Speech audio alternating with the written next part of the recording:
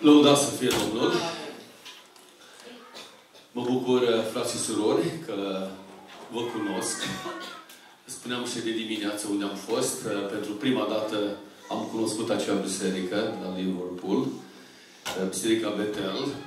Și la fel ca lor, vă spun și vouă, că tot mă uit așa la fețele dumneavoastră, de ce mă uit așa insistent, ca să-mi vină ușor să vă recunosc că ne vom întâlni în cer.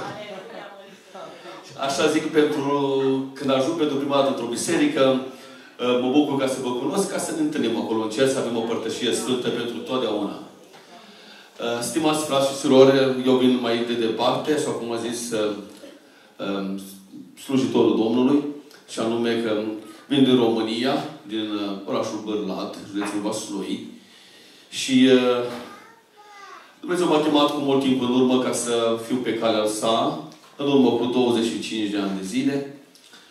Apoi sunt implicat în lucrare de am în jur de 20 de ani, să spunem, așa, activ în lucrarea lui Dumnezeu, lucrarea de misiune, responsabil de biserici și cu toată dragostea o facem cu bucurie ca pentru Domnul.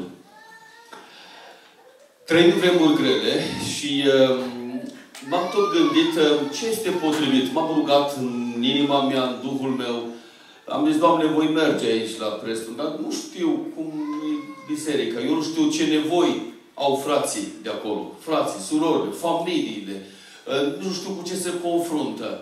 Și îmi place ca să las ca Duhul Sfânt să mă inspire. Ca să văd ce este potrivit. Și Dumnezeu m-a canalizat spre un pasaj. Și pasajul acesta cu siguranță o să ne vedem cu privire la subiectul pe care îl voi dezbate. Pentru început, aș vrea să deschidem Sfânta Scriptură la cartea 2 Timotei, capitolul 4, începând cu versetul 9. Nu știu cum aveți obiceiul aici, dacă trebuie să vă ridicați în picioare, că citesc textul.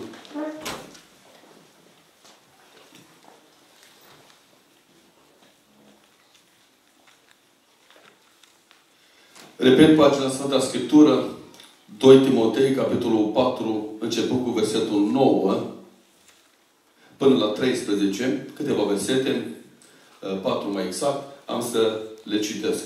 Fiți foarte atenți la aceste versete, chiar dacă o să pară un pic așa ciudat ceea ce pomenește aici Apostolul Pavel, dar vreau să urmăriți, pentru că va face, va scoate în evidență subiectul nostru din această după amiază. Uitați ce spune aici Pavel lui Timotei, începând cu versetul 9. Caută de vină curând la mine, căci Dima, din dragoste pentru lumea de acum, m-a părăsit și a plecat la Tesalonic. Crescens s-a dus în Galatia, Tit în Dalmația. Numai Luca este cu mine. Ia pe Marcu și adu-l cu tine, căci el îmi este de folos pentru slujbă. Pe Tihic l-am trimis la Efes. Când vei veni, adu mantaua pe care am lăsat-o în Troa, la Carp, și cărțile, mai ales pe cele de piele. Amin. Mulțumesc. Vă rog să vă așezați.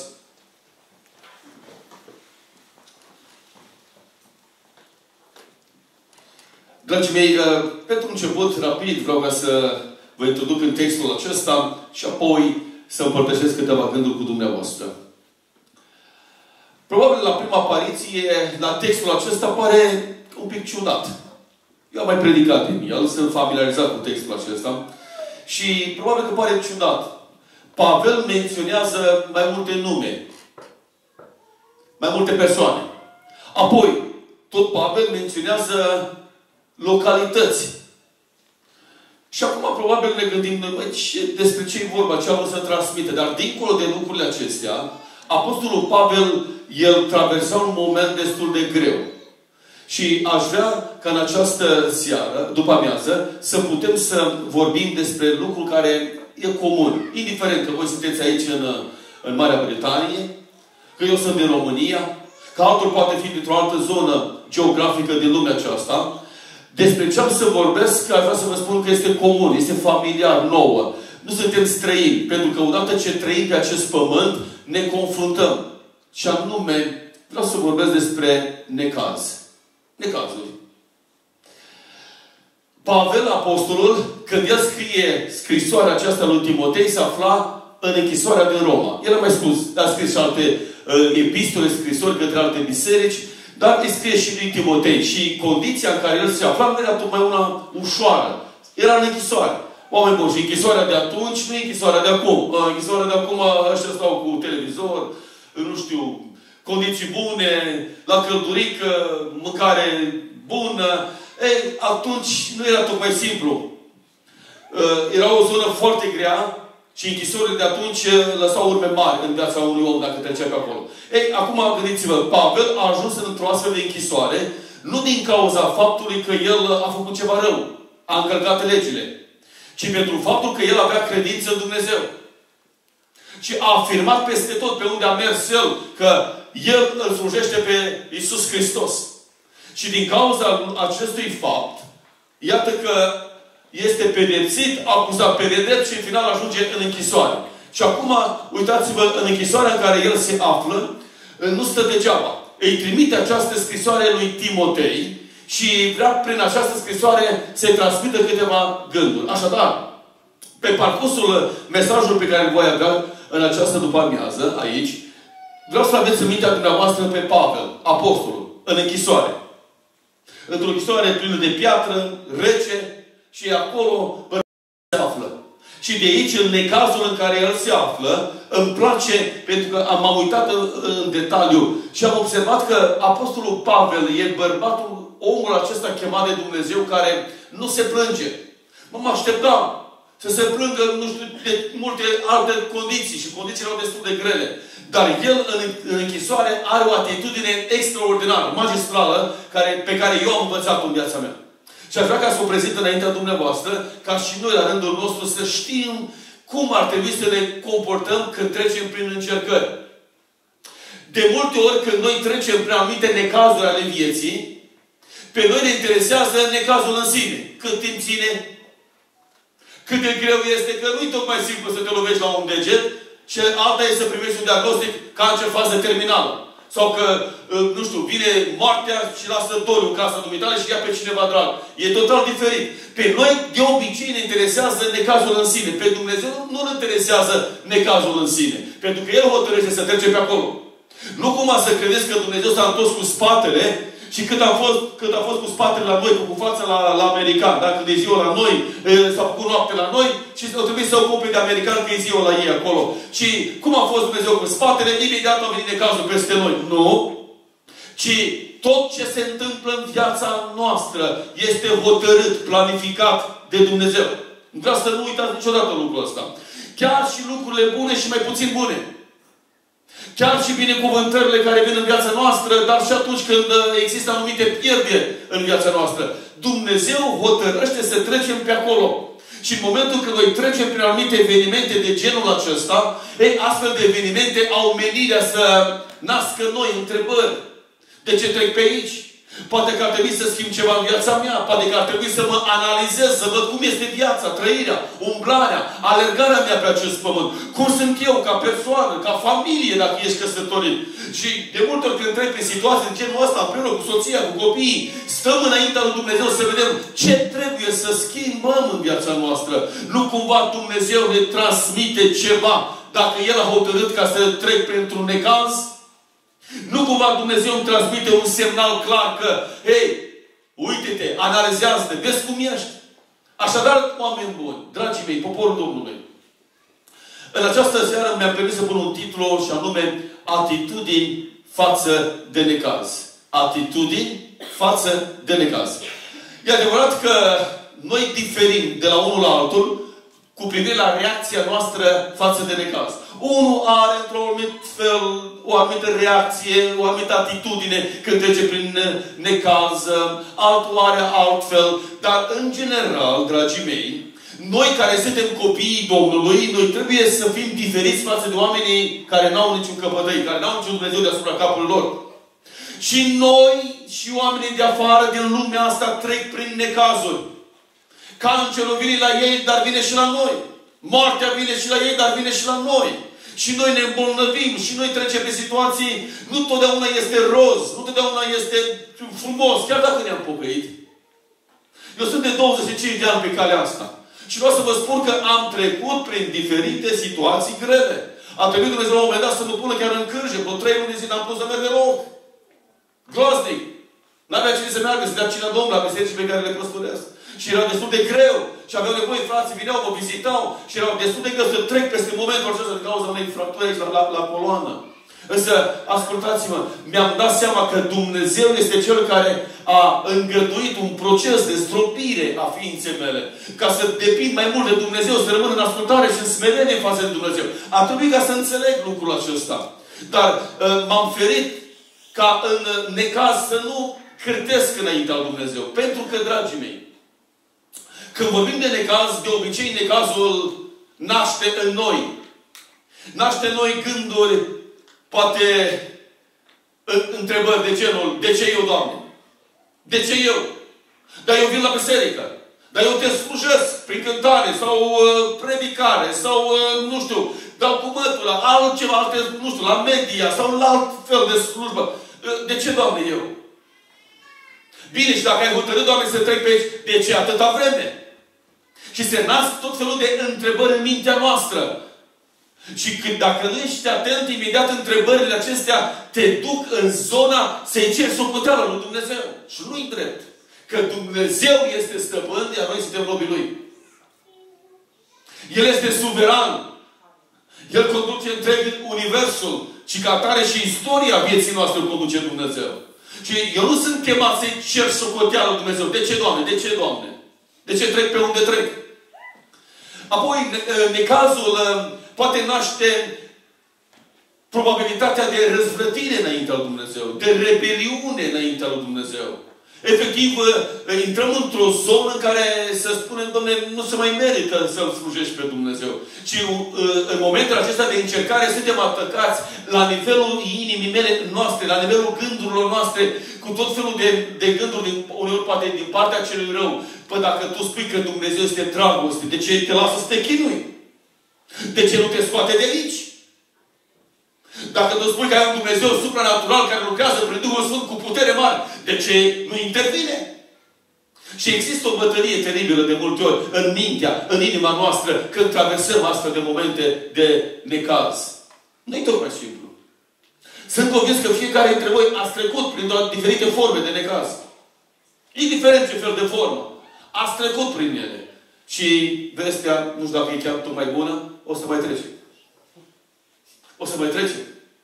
Dacă s-ar fi încheiat, dacă cumva ne-ar fi anunțat Dumnezeu de la început, de când noi ne-am pocăit, ascultă-mă, hei, Marian, cam 2-3 necazuri am îngăduit în viața ta și eu, dacă am trecut prin ele, spun, Doamne, slavă ție, de aici încolo, e covorul roșu ca președinți, petale de trandafiri, până când ajung în cer. Dacă ar fi așa, ca, știți, mire și mireasa, cum mai fac unic, de genul ăsta. Dar nu e așa.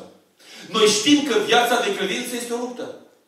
Știm că viața de credință nu e tocmai simplă, ci faptul că dacă noi mai suntem pe această cale, e cineva care ne ține. Și acela este Dumnezeu.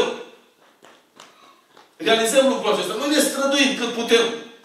Prin puterea pe care ne dă Dumnezeu prin Duhul Său, cel Sfânt. Ne străduim ca să rămânem pe această cale. Dar cel care ne ține e Dumnezeu. Așadar, dragii mei, eu nu știu cum ați reacționat. Nu știu ce atitudine ați avut până acum, până în momentul ăsta când sunt la cuvântul de predică și ești față în față cu subiectul acesta, și anume atitudini față de necaz.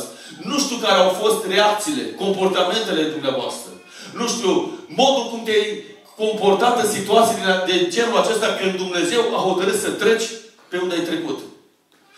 Nu știu. Eu nu mă refer la situația când vine un necaz în viața ta să sari sus de bucurie și spui, Doamne, tu mai poți de durere și spui, Doamne, ce bine mă simt. Nu mă refer la falsitate de genul ăsta. Eu mă refer și pe Dumnezeu nu interesează, pentru că pe pagina Sfântelor Scripturi am observat că Dumnezeu se uită la atitudinea inimii mele. A ta, a mea, a noastră. Și Dumnezeu este foarte atent la modul cum mă raportez la anumite evenimente care vin în viețile noastre. Și acele evenimente au menirea de multe ori ca să mă arate cum sunt. Și când mă cred eu grozav, mare, știu eu, Dom'le, am eu ani de pocăință. Am mai trecut pe aici.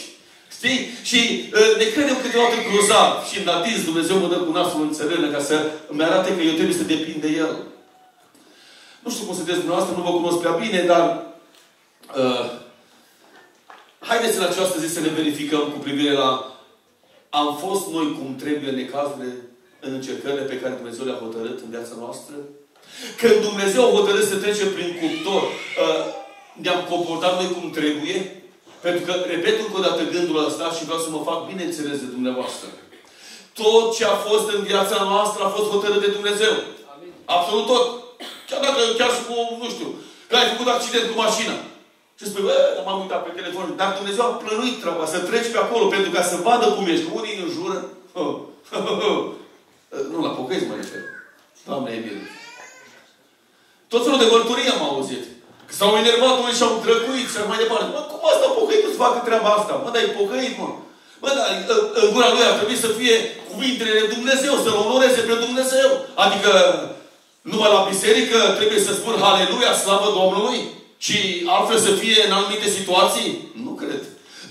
Nu trebuie o viață duplicitară.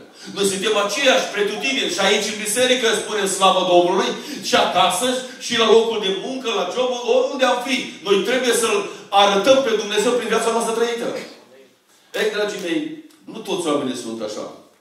Mi-aduc aminte la o situație când mă aflam într-o zonă de intersecție și cum am mers, la un moment dat cel din fața mea a frânat, am frânat și eu, ca să nu intru în el, dar altcineva a intrat în mine. Da, mi-a atins așa bară. Am simțit. Am dat jos din mașină și m-am uitat la bani, n-aveam nimic. Doamna a ieșit de acolo, vreau să mă iertați, să văd ce s-a întâmplat. Ok, doamnă, ok, nicio problemă. Da, nu s-a întâmplat nimic. M-am dat jos, i-a urcat în mașină, eu la rândul meu și am plecat. Era un pic de urmă acolo la bara, în spate, dar n-am făcut mare tam-tam de treaba asta. Cred că după vreo săptămână și jumătate, conducătorul de la una dintre biserici pe care slujesc acolo, mă întreabă, frate Marian, ai făcut un accident cu mașina? Eu am zis, bă, n-am făcut accident. Nu, ce accident? S-au intrat ceva în dumneavoastră? Zic, da, cineva, o doamnă. Să știți că a fost cineva de la noi de aici, de localitate, s-a nimerit acolo și a zis, băi, că am vrut, a intrat cineva la mașina păstorului tău. Am vrut să văd cum să dau jos, să vedem dacă e nervos, dacă reacționează. Băi, m-am uitat, s-a uitat la mașină, s-a uitat la femeia aia, o tăcut de gură, urcat în mașină și a plecat. M-am făcut să mă simt bine, credeți-mă. Dar mi-am dat seama în același timp. Bă, dincolo de ochii acestui om. Dar sunt ochii lui Dumnezeu care mă pot vedea. Și atunci mi-am dat seama că eu trebuie să fiu atent. Cum reacționez la astfel de situații, de necazuri care vin în viața noastră. Spuneam, și mai repet încă o dată, orice situație care vine în viața noastră este hotărâtă, planificată de Dumnezeu. Nu-i nimic la întâmplare. Noi nu credem în ziua de 13, în ziua de 13, domnule, asta aduce numai ghinione. Nu credem în ghinione, noroc, în superstiții de genul ăsta. Eu cred că nu mai spuneți treaba asta.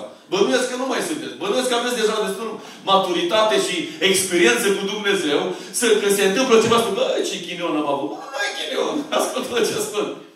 Nu mai folosesc. Astea sunt superstiții care nu au de-a face nimic cu creștinătatea.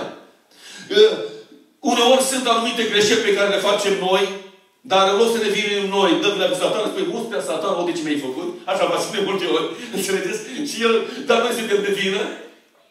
Și alte ori sunt evenimente pe care Dumnezeu le îngăduie ca noi să trecem pe acolo, pentru că Dumnezeu urmărește un scop precis.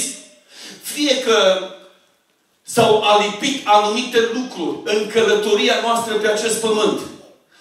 Călătoria noastră spre cer. S-au alipit anumite lucruri păcătoase. Lucruri care de mult ne-am fost eliberați de ele, de Domnul, când a produs naștere de nou. Și ne-a eliberat, dar nu din neatenție sau din obișnuință, sau am spus, hai, lasă, Domnule, că toată lumea face așa, le-am acceptat în viața noastră. Dar acele lucruri pe care le practicăm, nu știu, că e vorbirea de rău sau alte lucruri de genul acesta sau de altele, sunt contrare voii lui Dumnezeu. Și Dumnezeu trimite semnale. Fie folosește fratele slujitor, predicatul, conducătorul de adunare. Și are un mesaj și vorbește. Și el spunea, da, lasă că e pentru altcineva. Și nu iei aminte la semnalul respectiv. La sfatul lui Dumnezeu. Și atunci Dumnezeu ne bagă prin cuptor. Și menirea este ca să dezlipească de mine acea zgură, acele lucruri care s-au lipit și mă împiedică pe mine în creșterea, în dezvoltarea mea spirituală, în relația mea cu Dumnezeu.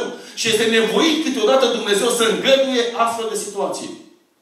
Însă, dragii mei, e foarte important să înțelegem încă o dată care ne este atitudinea în necaz.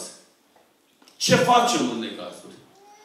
Sunt persoane care atunci când vine cazul, alții își pun capăt zilelor. Bă, Doamne, dacă mi-a murit nevasta, ce lăsare să mai trăiesc eu? Alții se răzvrătesc împotriva lui Dumnezeu și deja părăsesc adunarea. Păi dacă Tu ești Dumnezeu plin de dragoste, de ce mi-a murit copilul? Și efectiv au astfel de reacții, de atitudini care nu onorează pe Dumnezeu. Ei, rapid vreau ca să vă aduc în textul acesta și să îl avem, spuneam la început, pe Apostolul Pavel. Bărbatul acesta, care efectiv stă în închisoare, în necazul în care se află, dar îmi place atitudinea pe care o are el.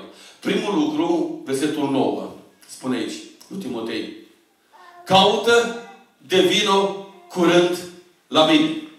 Interesant, dacă stai un pic și te adâncești în textul acesta și în afirmația pe care o face către Timotei, cu alte cuvinte, el în închisoare nu face altceva decât să-i spună Timotei: Timotei, caută de vino curând la mine.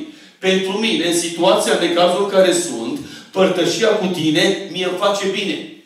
În necaz, dar în momentul când stăm de vorbă, când avem părtășie unul cu altul, pe mine mă ajută să trec peste. Primul lucru pe care vreau să-l subliniez în această zi, în locul acesta. Și anume, o atitudine corectă pe care trebuie să o ai în încercare, în necaz. Și anume, păstrează legătura frățească. Asta face Pavel. Putea să spună: sunt în necaz, ceilalți să-ți cu treaba lor, Doamne, dacă lor le da libertate și pe mine m-ai închis, asta este. N-am ce să mai fac. Îmi plâng de milă și stau aici până când, dacă voi avea șansa să fiu eliberat. Nu. Ci Pavel, în necaz, păstrează legătura. Și îl cheamă pe Timotei spunându-i: părtășia cu tine mie îmi face bine. Stimații mei, poporul Domnului, e foarte important în necazurile în care noi ne aflăm să păstrăm legătura cu ceilalți, cu biserica, cu frățietatea. Câteodată, știți cum e atitudinea pe care o avem noi și am observat lucrul acesta și nu spun poate despre dumneavoastră în mod direct, că nu vă cunosc, dar spun în general ce atitudine am întâlnit. Când cineva din biserică, o familie sau un frate sau soră, are o anumită formă de necaz în viața lui, începe să se izoleze. Și spun așa: până nu ies din situația asta, eu nu mai vin la biserică. Apoi, nici măcar nu spune la biserică să se roage pentru el. Cumva, de ce să-i scadă lui stima că el este într-o anumită încercare? Că câteodată există mentalitatea asta în bisericile noastre, că dacă Dumnezeu încearcă pe cineva, gândirea câteodată ne duce în zona asta. Bă, l-a pedepsit Dumnezeu pe asta. De asta trece pe acolo. Și nu-i drept așa. Dacă ar fi drept, mă pun întrebarea: de ce Iov a trecut pe acolo? A păcătuit Iov cu ceva? Păi nu a păcătuit. Nu este în evidență cu nimic că Iov a păcătuit. Și mai sunt și alte exemple pe pagina Sfintelor Scripturi. Ei, e adevărat că sunt și situații de genul ăsta. Nu exclud, da? Că Dumnezeu pedepsește pe unii în mod direct, dar din cauza păcatelor pe care ei le comit. Dar noi trebuie să fim foarte atenți să nu cădem într-o latură sau în cealaltă. Să fim oameni echilibrați. Și dacă cineva trece printr-o anumită formă de încercare, de necaz în viața lui, să nu judecăm în mintea noastră. Că dacă se transmite ideea asta în sânul unei comunități numită Biserica Domnului, Biserica locală, bineînțeles că cineva, când va trece prin necaz, nu o să mai spună niciodată la biserică: fraților, rugați-vă pentru mine că traversez un necaz mare, ca Domnul să-mi dea izbândă. Nu o să mai zică niciodată treaba asta, pentru că îi va fi frică să fie judecat de ceilalți. Ei, iată ce face Pavel aici. Așa de frumos. Vine la Timotei și transmite scrisoarea asta, epistolă, și spune: Timotei, părtășia cu tine mie îmi face bine. Mă ajută. Cu alte cuvinte, Pavel, apostolul, nu se izolează. Câteodată există pericolul acesta și tendința noastră umană, naturală, este că atunci când vine necazul să ne izolăm. Ne izolăm de biserică, de frățietate, te caută cineva la telefon: cum ești? Bine! Nu mai bine. Asta deja bine este un devit un automatism în limbajul nostru. Înțelegeți? Dar dincolo de cuvântul ăsta bine, noi avem o istorie, noi avem o problemă. Dar nu mai spunem. Ei, de aceea, dragii mei, vă îndemn cu toată dragostea să învățăm lecția aceasta. Indiferent de necazul, că ești acum în seara asta, că vei fi în zilele următoare, săptămâni pe care Dumnezeu le hotărăște să trecem pe acolo careva dintre noi. Important este, păstrează legătura frățească. Păstrează legătura cu biserica, cu ceilalți. Fii aproape la părtășie aici. Nu-ți rezolva situația izolându-te acasă, spunând, lasă că mă descurc eu. Nu, dragii mei. Când suntem izolați de biserică și suntem undeva separați, suntem o țintă sigură mai tare pentru cel rău. Vom fi vulnerabili ca diavolul să ne atace, să ne lovească tot felul de gânduri. Și vreau să vă dau un exemplu biblic. Profetul Ilie, de Vechiul Testament. E bărbatul pe care Dumnezeu îl folosește într-un mod supranatural. Reușește să coboară foc din cer. Și dovedește că El este slujitorul Domnului. Și în contrast cu prorocii falși care erau atunci, s-a dovedit că ăștia erau falși și El este slujitorul Domnului. În momentul respectiv, când s-a dovedit că El este slujitorul Domnului și că e Dumnezeu cel adevărat, e Dumnezeu pe care Ilie îl slujea, a început să omoare pe toți prorocii falși a Izabelei, o femeie care efectiv avea de-a face cu păgânătatea și cu zeitățile păgâne. Și atunci, când a aflat Izabela că Ilie i-a omorât prorocii, profeții, a spus așa, ce ai făcut tu cu viața lor, așa vei face eu cu viața ta. Adică îți voi lua viața. În momentul când Ilie intră în contact cu vestea aceasta, efectiv, lasă totul. Părăsește și pe robul său care îl avea și se izolează undeva într-o peșteră. Ajunge și la un moment dat, Doamne, nu sunt mai bun decât părinții mei, Doamne, ia viața. Uitați, ajunge într-o zonă depresivă. Nu îți gata. Era de unul singur acolo. Nu mai era nimeni cu el. Și îi se prezintă Dumnezeu acolo la gura peșterei și îi pune doar o întrebare. Ce faci tu aici? Ilie. Știa, Dumnezeu știa. Dar întrebarea era, în mod specific pentru Ilie, să-și facă analiza clară. Adică, eu, Domnul, nu te-am vrut aici izolat. Eu tocmai acum vreau să fii în popor. Pentru că poporul căzuse în idolatrie, în închinare păgână, tocmai acum era ca tu să fii în mijlocul lor, să-i ajuți, ca inima lor să se toarcă înspre mine. Dar el a preferat să se izoleze. Uitați-vă, un faliment pe care îl vedem în viața acestui profet, la care noi putem să învățăm, dragii mei. De care putem să învățăm din lucrurile acestea. Și anume, când vine necazul în viața ta, dacă te izolezi, nu te ajută cu nimic. Dacă te duci undeva separat, să spui, să mai vin la biserică, la părtășie, la rugăciune, la slujbe, când o să mă scoată Dumnezeu din necaz? Când o să mă scoată Dumnezeu din necaz? Și atunci ești o țintă sigură ca cel rău să te atace. Uitați ce face Pavel. În închisoare, păzit acolo de soldați, în condițiile în care el se afla, îi spune lui Timotei, vino curând la mine. Vino curând la mine. Pentru că părtășia cu el îi făcea bine în necazul în care se afla. Cine ne comandă aici Apostolul Pavel? Când ne confruntăm cu necazuri, stimați frați și surori, caută să vii mai departe la biserică. Caută mai departe să păstrezi legătura cu surorul, dacă ești o soră, cu frații, dacă ești frate. Caută să păstrezi legătura. Nu-ți fie rușine să te faci un pic vulnerabil, deschis. Îi spune, uite, mă confrunt cu o situație, rugați-vă pentru mine, ca Domnul să mă scoată biruitor din necazul acesta. Pentru că așa vom sta aproape unii lângă ceilalți și ne vom întări, ne vom îmbărbăta. Pentru că am înțeles în felul următor. Ori de câte ori o biserică locală se adună într-un loc, cum este și acesta, se adună la oaltă, e prezent acolo Domnul Iisus Hristos. Și prezența Lui întotdeauna aduce binecuvântare. El are resurse pentru noi și mai ales când te afli în situații grele. Mai ales când traversezi momente critice în viața ta. Când vii aici la biserică, simți mângâierea lui Dumnezeu. Folosește Dumnezeu o cântare, o soră, un frate, altcineva, un îndemn la rugăciune, un mesaj biblic. Folosește Dumnezeu ceva ca să îți aducă mângâiere în situația în care te afli. Așa că dacă rămâi acasă, izolat, N-ai să găsești. Acolo vei fi bombardat cu felul de lucruri din partea celui rău. De ce Dumnezeu te lasă? Păi El este dragoste. Unde? Ce fel de dragoste? Înseamnă că tu nu mai preț în ochii lui Dumnezeu. Că dacă ai fi cu adevărat copilul lui Dumnezeu, El s-ar fi interesat de tine. Înseamnă că te-a abandonat Dumnezeu. Înțelegeți?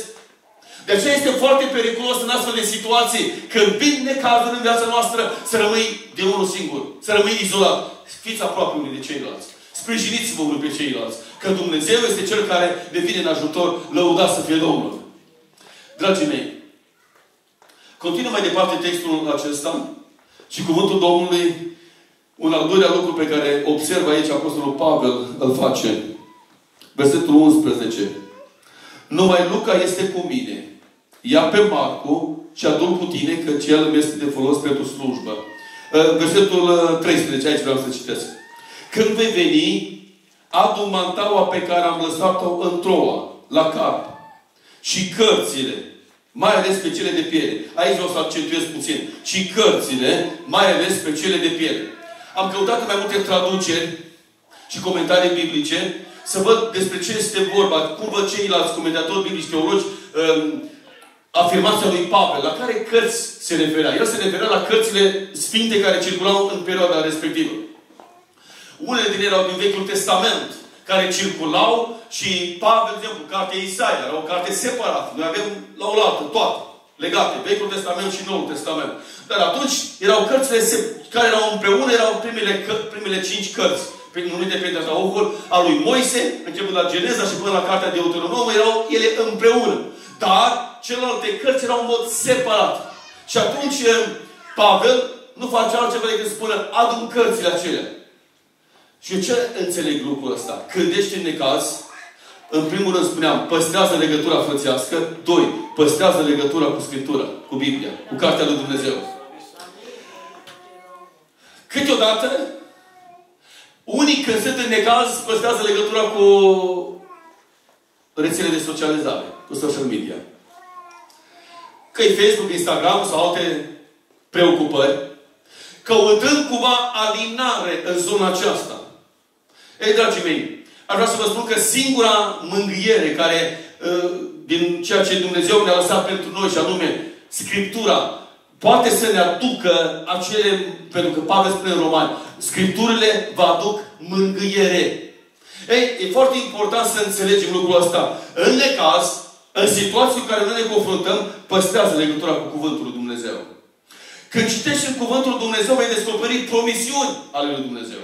Vei descoperi îndemnuri pe care Dumnezeu le-a lăsat că e cu tine. De exemplu, pentru mine, ca să vă dau un exemplu, când traversez momente de încercare, fie personal sau la nivel de familie, am niște versete care apelez la ele.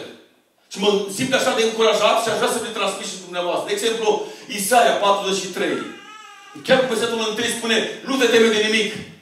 Ai prețul ochii mei. Dacă vei trece prin ape, apele nu te vor uneca, pentru că eu, Domnul, sunt cu tine. Dacă cumva focul te va amenința, focul nu te va arde, pentru că eu, Domnul, sunt cu tine. Dau popoare pentru tine. Ei, eu când citesc din versetele acestea, în necazul în care sunt, simt că sunt mângâiat. Primesc speranță, primesc putere, merg cu încredere mai departe. Apoi dacă e să mă duc în capitolul 46, tot din Isaia, văd acolo că spune Domnul că de la obârșia ta, de la începuturile tale, eu, Domnul, te-am purtat și până la căruntețile tale, eu voi fi Dumnezeu. Te-am purtat pe brațele mele și vreau să te mai port mai departe. Ei, când citești, simți că Dumnezeu e cu tine. Simți că nu ești singur. Și poate că nu este lângă tine cineva să-ți vorbească prin glas profetic, să spună, eu, Domnul, sunt cu tine, bărbatul sau femeie. Treci pe unde treci, eu am hotărât, dar să știi că eu sunt cu tine. Dar poate că nu ai harul acesta, dar ai cartea lui Dumnezeu, ai Biblia. Și citești în Scriptură și simți că Dumnezeu îți vorbește și prin Scriptură. Dacă este proroc, primești în partea care Dumnezeu vorbește și folosește proroc. Dar dacă nu l-ai, ce faci? Apelați la Scriptură. E cuvântul lui Dumnezeu. Aduceți-vă aminte că Domnul Iisus Hristos, înainte de înălțare, după ce îi mandatează pe ucenici, le dă marea trimitere să se ducă, să vestească cuvântul, să-i boteze, să-i ucenicizeze și să-i învețe tot ce Domnul le-a poruncit, încheie Evanghelia lui Matei, capitolul 28, chiar versetul 20, se încheie așa această Evanghelie, cu cuvintele Domnului. Și iată, spunea Domnul Iisus, că eu voi fi cu voi în toate zilele. Ei, când citești lucrul acesta, aș vrea să spun că din start trebuie să elimine din mintea noastră că Domnul nu-i cu noi doar la biserică. Nu-i doar atunci la slujbă. Și când se termină slujba, îl lăsăm pe Domnul pentru data viitoare. Nu știu, lăsăm aici, acolo, nu știu în ce loc, ca cumva data viitoare să ne găsim și spune, da, Doamne, aici a rămas. Hai că, din nou, hai să avem slujbă împreună. Nu! Dumnezeu merge cu noi. Se termină slujba după amiaza asta. Și veți merge spre casele dumneavoastră, dar El merge cu noi. Călătorește împreună cu noi. Asta înseamnă că eu trebuie să mă încred în promisiunile Domnului care a spus, eu sunt cu voi în toate zilele. Și dacă mâine este luni, și lunea, nu doar duminica Dumnezeu cu noi. Că noi de obicei duminica am dedicat-o lui Dumnezeu. Ca să ne apropiem de Dumnezeu la slujbe. Și mâine e zi de lucru. De obicei, nu-i așa? Lunea. Dar asta nu ne exclude pe Dumnezeu dacă este de lucru. Dumnezeu rămâne mai departe cu noi. E cu noi chiar dacă vei trece printr-o situație grea, luni. Sau ai venit la slujbă și poate că n-ai simțit cumva eliberare de problema cu care te confrunți. Și ai intrat în ziua de mâine, adică luni. Și încă problema încă e deasupra capului tău. Nu-ți pierde curajul. Dumnezeu este și luni cu tine. De aceea spune Domnul, și eu voi fi cu voi în toate zilele. Citește lucrul acesta. Apostolul Pavel asta face. În necaz spune lui Timotei, Timotei, vino tu, părtășia cu tine mie îmi face bine, dar când vii, adun și cărțile, adică adun cuvântul lui Dumnezeu, pentru că eu atunci când citesc din cuvânt, cuvântul ăla efectiv prinde viață în inima mea. Îmi aduce mângâiere, îmi aduce speranță și pot să merg mai departe peste, nu știu, să trec peste necazul în care sunt. Așadar, dragii mei, nu-mi permit să vă întreb cât de des citiți Scriptura sau rar. Dar gândiți-vă totuși la lucrul ăsta. Nu vă întreb cât de aproape ține Sfânta Scriptură de dumneavoastră. Nu vă întreb dacă aveți o disciplină zilnică să vă hrăniți din Cartea lui Dumnezeu. Că din punct de vedere biologic, fizic, noi ne hrănim, aproape cu excepția Apostolului, ne hrănim trupul acesta. Avem grijă. Avem grijă. Imediat când simțim ceva în stomac, că ne dă niște semnale, ne dăm seama că ne este foame. Și imediat alergăm la frigider sau în altă parte. Și imediat rezolvăm problema. Dar dumneavoastră nu credeți că și la nivelul sufletului, la nivelul Duhului din noi primim semnale că nu ne-am hrănit suficient din Cuvântul lui Dumnezeu? Neglijind Cuvântul, avem o mare problemă. Și haideți să vă spun, vă duc într-o zonă de calcul rațional, de logică. Haideți să vedem logica. În Evanghelia lui Ioan, capitolul 1, omul lui Dumnezeu Evanghelist se spune așa. La început era Cuvântul. Cuvântul era cu Dumnezeu, cuvântul era Dumnezeu și acest cuvânt a locuit printre noi. Plin de har și de adevăr. Întrebare pentru dumneavoastră. Despre cine este vorba? Despre Domnul Iisus. Fiți foarte atenți. Cuvântul acesta a fost la început, era Dumnezeu. În final, cuvântul acesta a luat trup și a locuit printre noi. Adică este vorba de persoana Domnului Iisus Hristos. Pentru mine socoteala îmi dă în felul următor. Când neglijez cuvântul, îl neglijez pe cine? Pe Hristos. Înțelegeți cât de grav este? De aceea sper să vă pun pe gânduri și să vă provoc în același timp să vă analizați mai bine că trebuie ca din Scriptură să o facem prioritate în viața noastră. Nu ne întâlnim cu Scriptura din când în când, nu lăsăm Scriptura doar pentru predicatul, că ăștia trebuie să ne predice din Scriptură. Că e responsabilitatea lor. Ci cuvântul lui Dumnezeu trebuie să fie pentru fiecare dintre noi. Odată ce ne numim copii al lui Dumnezeu, odată ce suntem născuți din nou, noi trebuie să acceptăm ca acest cuvânt al Domnului să fie în viața noastră.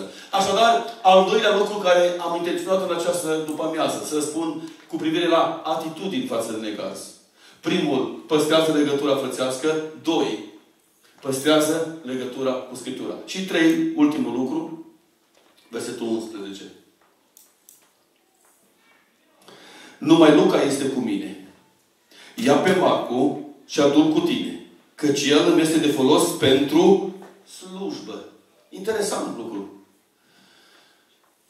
Ia-l pe Luca, adu-l pe Marcu. Nu, Luca e cu mine, adu-l pe Marcu, căci îmi este de folos pentru slujbă. Uitați maturitatea spirituală pe care o avea Apostolul Pavel. În necaz, aș putea să-l întreb pe Pavel, nu? Imaginar, facem o poveste așa, ipotetică, da? Cum tu, Pavele, în necaz, tu ai perspectiva să mai slujești? Păi noi de multe ori când vine necazul peste noi, nu mai trebuie slujire. Lasă, frate, du-te tu, frate, fă tu. Dă-mi de la rugăciune, dă 3, 4, mai și predică, nu problemă. Dacă poți să cânți, să luăm Domnul, de înainte. Înțelegeți? Cam ăștia suntem noi, nu să vă supărați pe mine. Ce înțeleg aici din viața Apostolului Pavel, când necazul a venit în viața lui? Pe lângă că păstrează legătura frățească, păstrează legătura cu Scriptura. 3. Păstrează continuitatea slujirii înaintea lui Dumnezeu. Și o păstrează bărbatul ăsta. El n-a spus, dacă sunt în necaz, gata, Doamne, îți praf, îți va pământ. N-are rost să mai slujesc. Să mai facă și alții care sunt sănătoși și bine și nu sunt în necaz. Nu. Pavel nu gândește în termenii aceștia.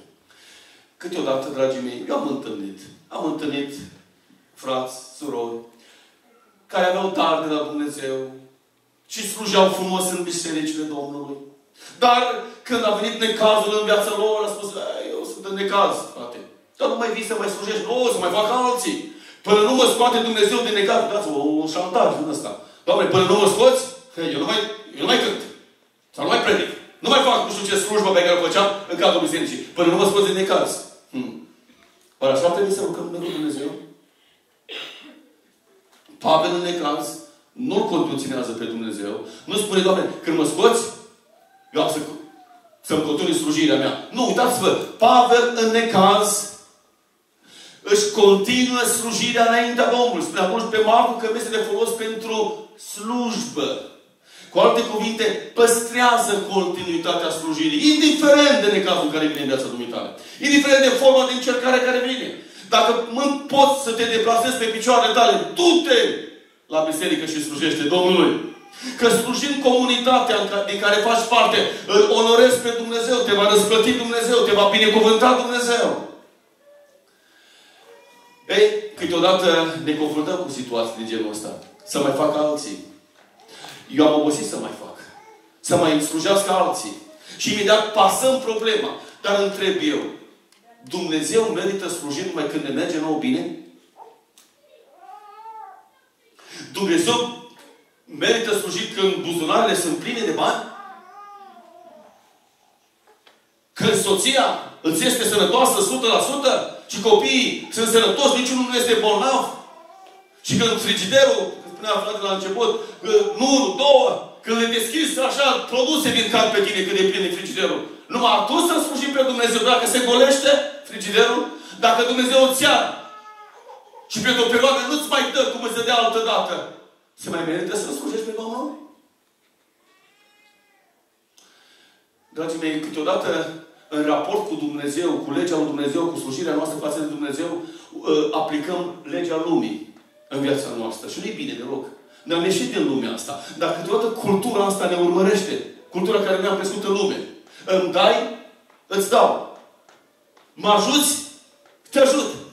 Mă iubești, te iubesc. Așa funcționează lumea de afară. Dar cu Dumnezeu nu merge așa, dragii mei. Noi ne-am predat viața în mâna lui Dumnezeu. Și indiferent de necazul, de probleme, n-am fost noi în apa botezului? N-am fost noi întrebați până când? Când? O lună? Două? Un an? Doi să slujim pe Dumnezeu? Am condiționat noi să spunem la cel care se ne boteze, stai Domnule, stai, numai dacă merge bine, dacă sunt sănătos, sunt în legământ cu Dumnezeu. Am spus ceva de genul ăsta? Nu mi-am permis.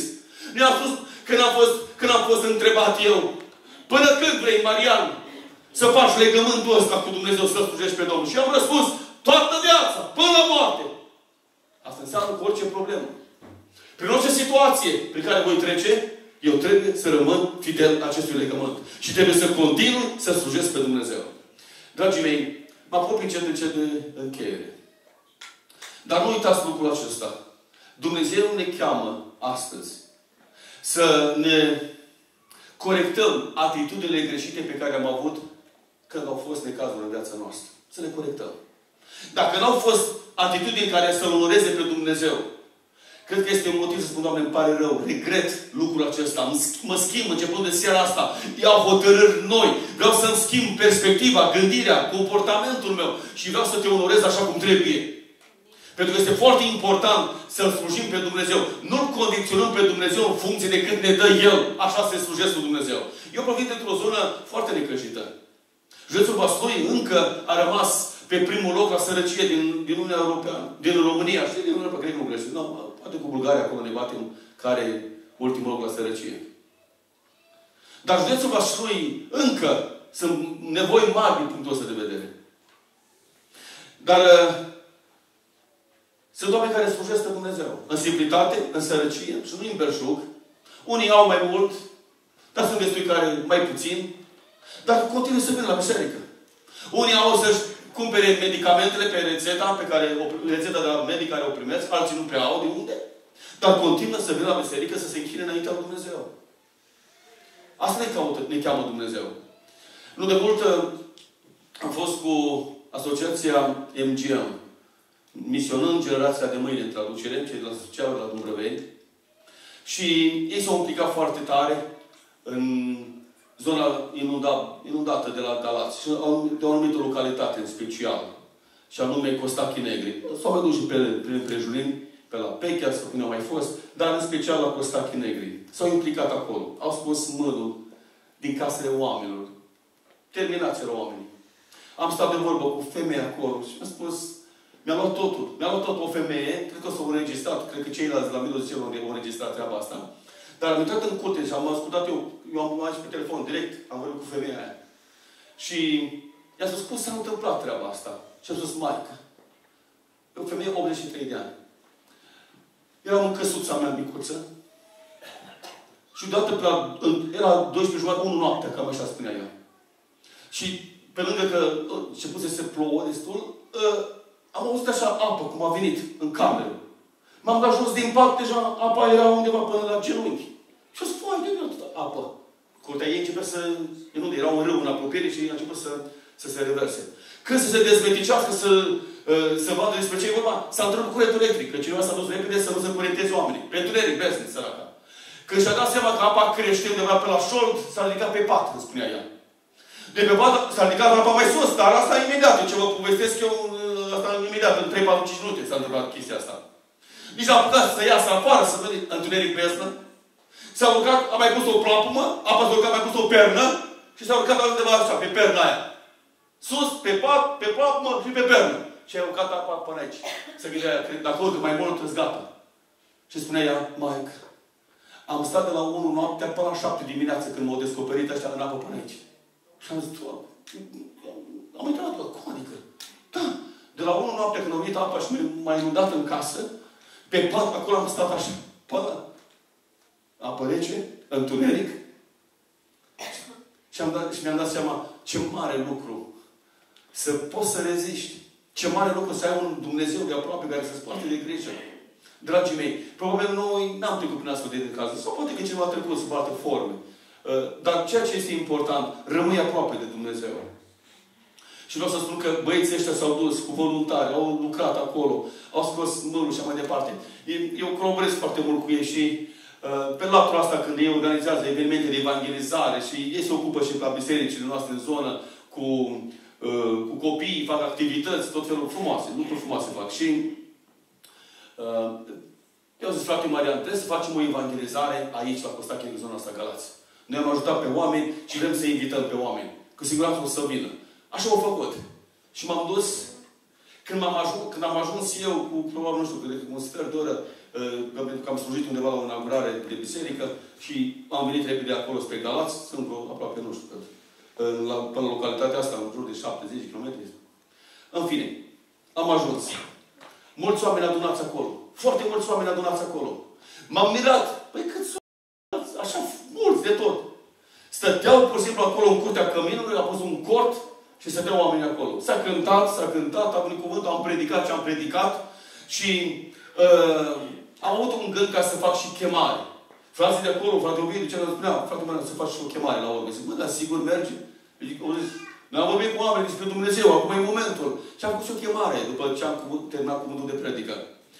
Și a venit o față, nu știu, 30-40 de oameni, bărbați, femei, oameni, dar nu zici, bă, erau țigani și la țigani se spune că ai succes mai mare, ăștia cu grămadă. Să mă ierte Dumnezeu, nu am nimic cu ei. Sunt frații noștri care îi slujim și pe ei. Dar, în general, la ei cu grămada. Dacă tata ies în față, îi iese și neamul. Hai! Nu mai contează dacă mai știu ei de pocăință sau ei de pocăință pe urmă. Hai, deodată. Ei, aici, satul ăsta era de români. Și m-am uitat la oameni. Unii dintre ei erau și din alt sat, în apropiere, care i-a chemat, i-a dus cu mașina, cei de la MGM. Și, efectiv, au venit acolo că vor să ne rugăm, vor să hotărească, să slujească pe Dumnezeu. Și mi-am dat seama, mare este Dumnezeu. Numai Dumnezeu poate să facă astfel de minuni. Dragii mei, poate noi n-am trecut prin astfel de situații grele. Dar există pericolul în confort să pierzi pe Dumnezeu. Nu doar în sărăcie, nu doar în lipsuri, ci în momentele grele. Și momentele grele pot fi și în confort. Și spune, cum adică, Doamne, nu mai înțeleg? Da.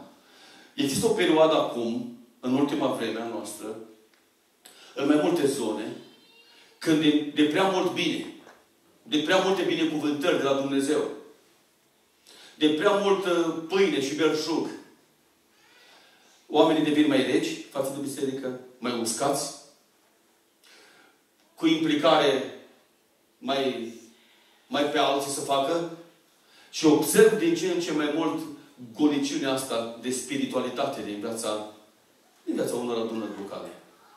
Voi să nu fiți așa. Slujiți-L pe Dumnezeu cu pasiune.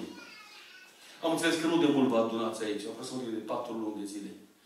Slujiți-L. E foarte important începutul. Întotdeauna începutul unei biserici te produce în voi o determinare, o pasiune, o râvnă, să slujești, să te implici. Țineți pasiunea asta până la să nu sărăcească. Da? Nu, în curând, peste o lună de zile, o să treceți în următorul an, 2025. Nu cumva spunea, gata, am lăsat pasiunea în 2024, acum cine știe ce va fi. Continuați cu pasiune să slujiți pe Dumnezeu. Implicați-vă. Nu neapărat trebuie să fie mulți. Cât sunteți? Cât v-a adunat Dumnezeu aici? Dacă o să mai aducă Domnul pe alții, să-i aducă pe alții. Important este să te implici aici. Cu ce poți? Dacă cu rugăciune, dacă cu alte forme de slujire. Important este să-ți aduci aportul la lucrarea Domnului din locul acesta. Spune cineva amin? Amin. Închei. Și doresc ca Bunul Dumnezeu să vă binecuvinteze. Experienții m-am de spus și anumite vindecări pe care le-a făcut Dumnezeu. Dar mă uit la ceas, deja e 4:05 și întrebam pe Claudiu că ne ia cam o oră unde trebuie să ajungem la o biserică, la o evangelizare și frații m-au programat acolo și va trebui ca să ajung acolo. M-am bucurat că v-am cunoscut. Să vă dea Dumnezeu har, putere, mai departe. Să binecuvânteze Dumnezeu familiile dumneavoastră. Nu vă pierdeți speranța. Indiferent prin ce treceți. Rămâneți în dependență de Dumnezeu.